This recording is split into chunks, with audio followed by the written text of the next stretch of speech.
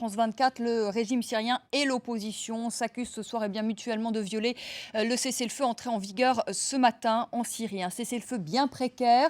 Un attentat a frappé aujourd'hui Alep. Damas accuse des terroristes d'être derrière cette attaque dans laquelle un officier a été tué et 24 personnes blessées. De son côté, l'opposition affirme que 4 civils ont été tués et des dizaines d'autres arrêtés. Alors combien de temps on peut encore tenir cette trêve? Et surtout, quelle solution politique pour demain? La Russie va-t-elle finir par lâcher Bachar el-Assad? Ce que l'on peut dire en tout cas ce soir, c'est que peut-être pour la première fois, la communauté internationale semble avoir parlé d'une même voix. Il faut appliquer le plan Annan dans sa totalité. Voilà ce qu'ont dit les ministres des Affaires étrangères réunis à Washington, les ministres des Affaires étrangères du G8. La situation en Syrie, on en parle ce soir avec Viktor Kuznetsov. Bonsoir. Bonsoir. Vous êtes premier conseiller de l'ambassade de Russie en France, chef de la section politique. Bernard Valero, bonsoir. Vous êtes le porte-parole du ministère français des Affaires étrangères. Et avec nous sur ce plateau, Assad Alachi, bonsoir. Vous êtes membre du CNS, le Conseil national syrien, qui est la principale formation d'opposition. Alors avant de commencer ce débat, on va tout de suite écouter notre observateur qui se trouvait aujourd'hui dans la ville de Homs. Et voilà ce qu'il nous dit du cessez-le-feu, donc entré ce matin en vigueur en Syrie. On l'écoute. De manière générale, la situation est meilleure. Il n'y a pas de bombardement. En revanche, les chars sont toujours dispersés dans toute la ville de Homs. Il y a des checkpoints et des militaires partout. Jusqu'à présent, il y a 4 blessés à Homs.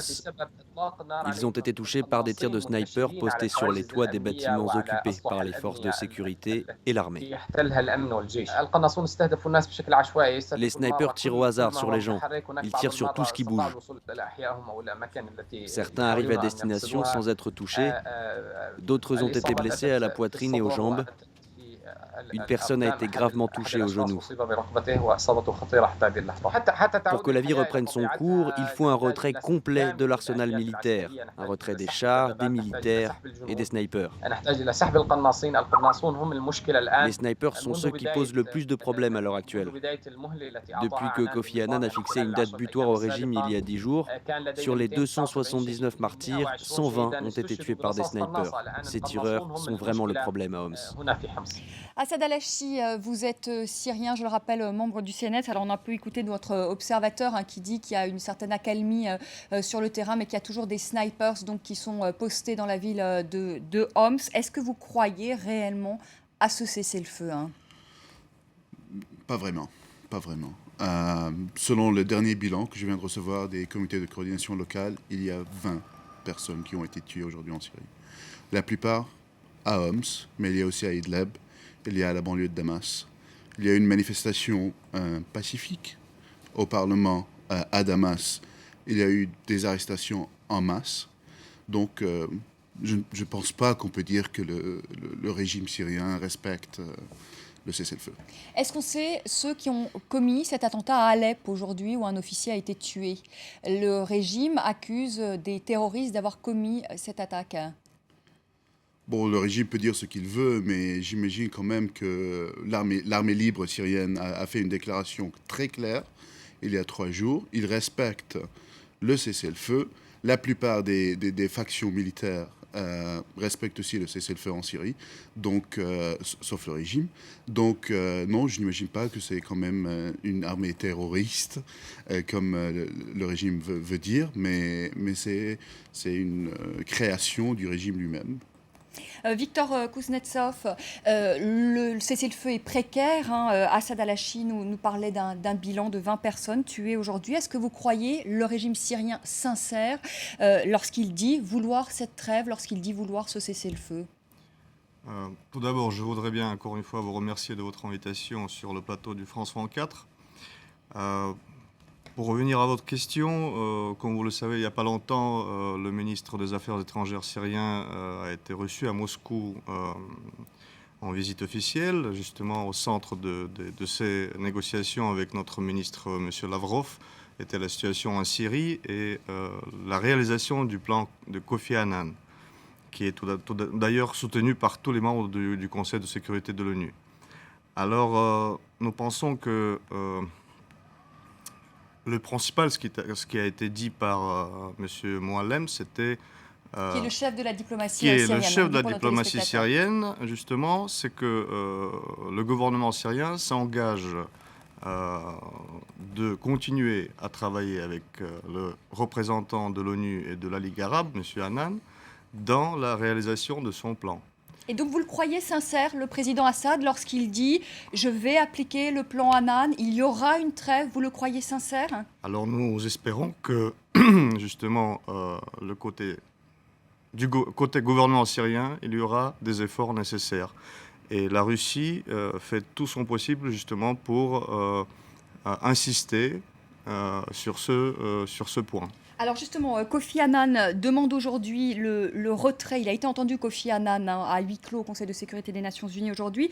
Il demande le retrait des soldats et des armes qui sont déployés encore dans les centres urbains. On a entendu notre observateur à Homs qui parle de snipers, etc. Est-ce que vous allez faire pression sur le régime de Bachar el-Assad pour qu'il retire ces snipers et pour qu'il applique dans sa totalité ce plan? Justement, lors de cette visite de M. Moallem, on a fait des pressions nécessaires. Tout cela a été dit clairement par notre ministre, M. Moallem. On attend bien que le gouvernement syrien procède au retrait des snipers, au retrait des troupes, comme cela a été fixé dans le plan de Kofi Annan et dans les déclarations de la présidence du Conseil de sécurité. Mais par contre, il faut toujours noter que ce qui est crucial aujourd'hui, c'est d'instaurer le mécanisme de monitoring de l'ONU, ce qui est encore une fois prévu par le plan de Kofi Annan. On va en parler, c'est-à-dire l'envoi d'observateurs de l'ONU sur place. On va en parler, c'est très important parce que peut-être pour la première fois, la France et la Russie ont trouvé un point d'entente. Bernard Valero, sur ce cessez-le-feu, d'avoir une première réaction. Est-ce que vous croyez que ce cessez-le-feu va tenir ou est-ce que vous pensez que le régime, une fois encore, et on est obligé de le dire, une fois encore, cherche à gagner du temps? Je crois qu'on est dans une situation où nous avons à gérer et donc à nous mobiliser peut-être encore plus deux fragilités. Mais deux fragilités qui donnent de l'espoir. La première fragilité, c'est cet accord qui s'est dessiné à Washington au G8 entre les principaux acteurs de la communauté internationale et également au Conseil de sécurité sur le soutien au plan Annan, l'application du plan Annan et nous y reviendrons naturellement, l'envoi d'observateurs sur le terrain parce que c'est l'une des clés importantes de la suite.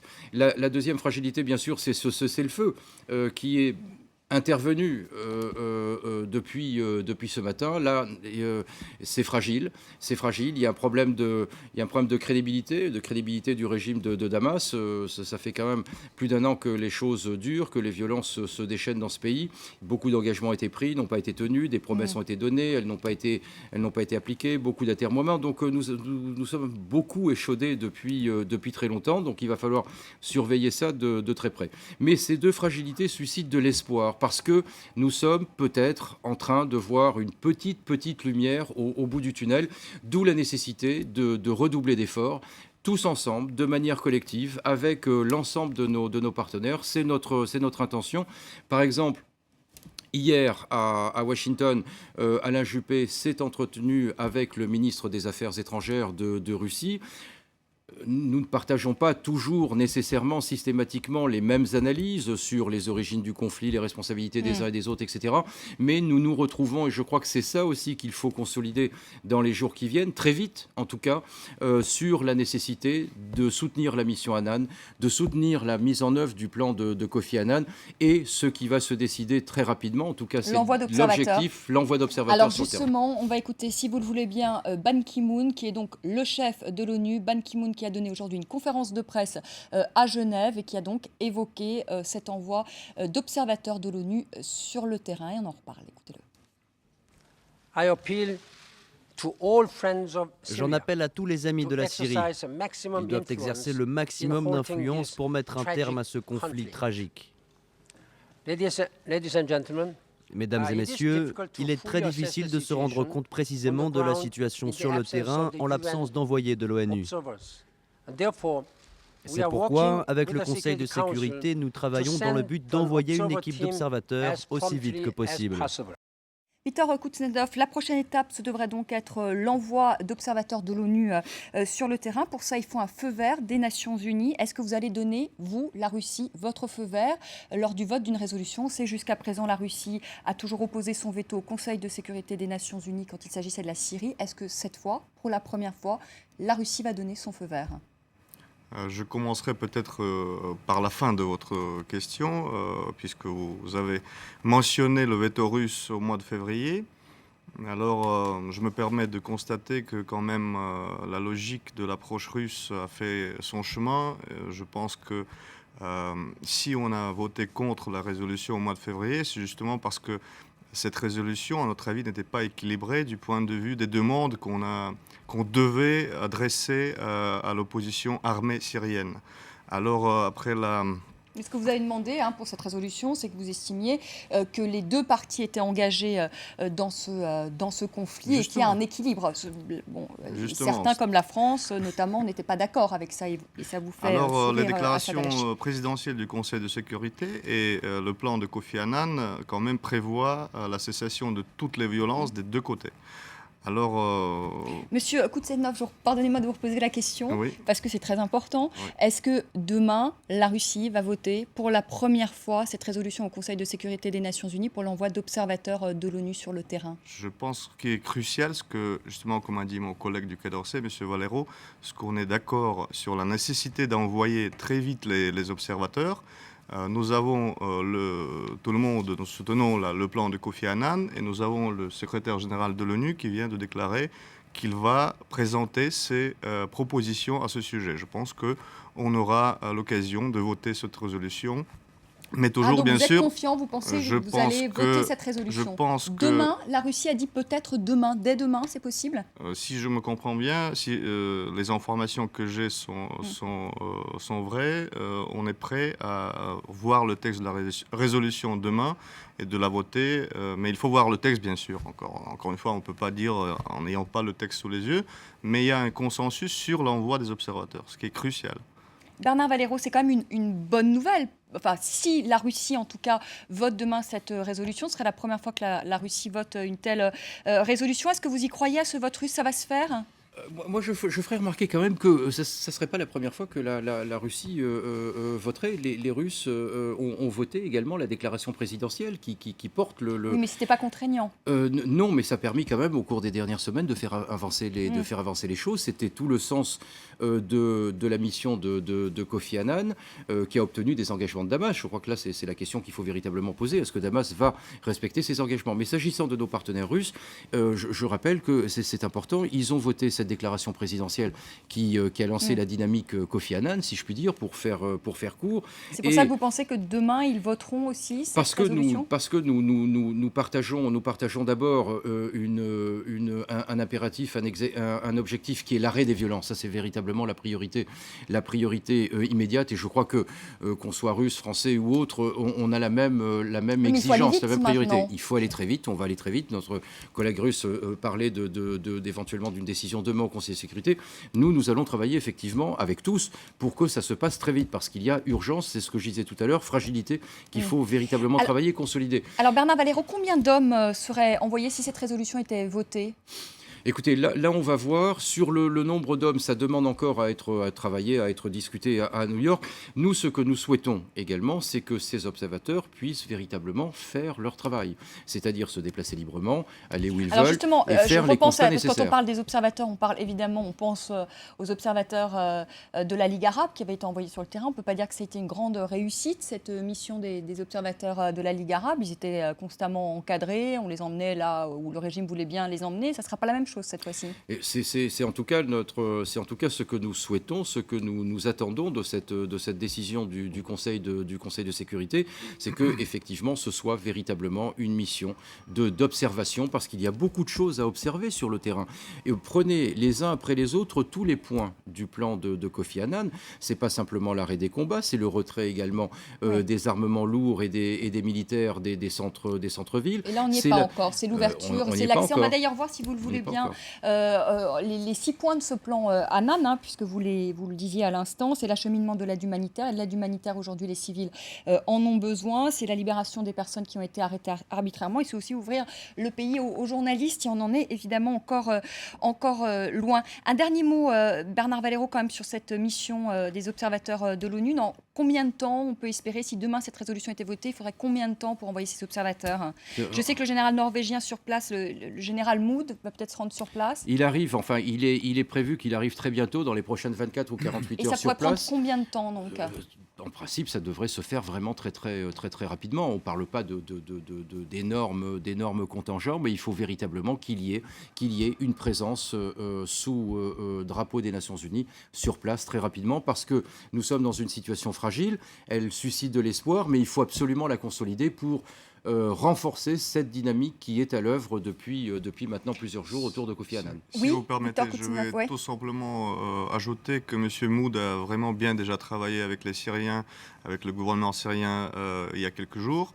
On rappelle que c'est ce général norvégien qui va aller donc sur place. Oui, il va revenir sur place pour justement rajouter quelques détails sur le protocole déjà presque établi avec le gouvernement syrien. Assad Al-Chi, est-ce que c'est un bon signe? Est-ce qu'aujourd'hui vous avez un peu plus d'espoir qu'hier, si je puis dire, entre ce fléchissement quand même peut-être de la diplomatie russe qui aujourd'hui semble vouloir la mise en application de ce plan Annan, et aussi, il faut le dire, le fléchissement des Chinois? Parce que les Chinois aussi ont dit ces derniers jours, nous, on veut que ce plan soit appliqué. Est-ce que c'est un bon signal ou est-ce que vous pensez que ça ne va pas aboutir? Non, j'imagine que c'est un très bon signal. On a toujours favorisé la résolution pacifique du conflit ou de la révolution en Syrie. Et ça nous donne un espoir pour la montée du mouvement civil et du mouvement civique. Et on a vu ça pendant la dernière semaine. Il y a eu plusieurs manifestations dans la capitale, à Damas, aux alentours du Parlement ou dans des grands quartiers qui demandent l'arrêt des tueries et tout ça. Donc il y a une revenue ou une montée du mouvement civil. Et il y a un recul du mouvement militaire, c'est bien, on favorise ça aussi. Et donc on a un espoir. Vous favorisez ça, mais le CNS, le Conseil national syrien, a aussi demandé à un moment à être armé. Oui, quand on voyait plus de solutions pacifiques ou des solutions civiques au conflit, on n'avait plus de choix que de prendre des armes. Mais tant qu'il y a un espoir, même minime, pour une résolution, une solution pacifique, on est tous pour. Tout le CNS, sans exception. Tout le CNS, sans exception. On va faire une petite pause. On a parlé du plan de Kofi Annan, mais ce plan, il faut bien le dire, ne prévoit pas, en tout cas dans l'immédiat, de solution politique. Alors, quelle solution politique à la crise syrienne? Eh bien, on en parlera dans la deuxième partie de notre débat. À tout de suite.